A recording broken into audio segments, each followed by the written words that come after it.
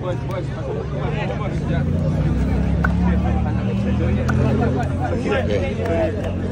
Terima kasih Melaka.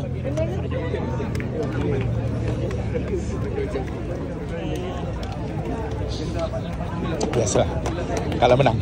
Ya, betul. Tapi pencapaian terbaik Melaka. Ya. Dah 23 tahun tak masuk semi final. Ya, semalam coach PT dah beritahu. Baik, baik. Tahniah Melaka. Okey. Tahniah. Melaka hebat. Dia jual ranking. Hebat.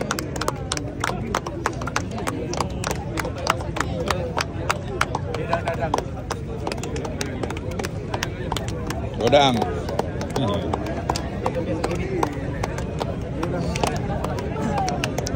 Semua tu kawan-kawan dia juga.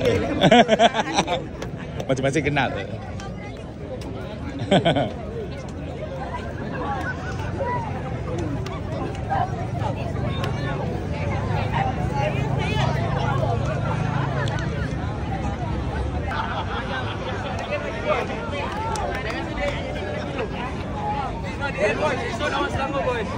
Lawan Selangor lagi.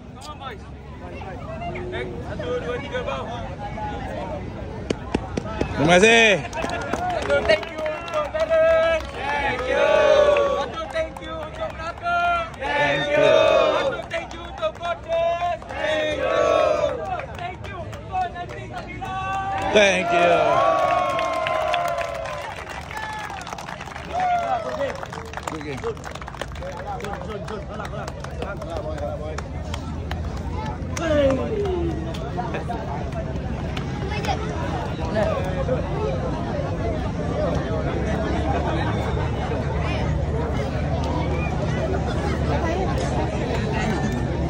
Tiga kali yang kalah. Komen, bagi angkut. Jangan.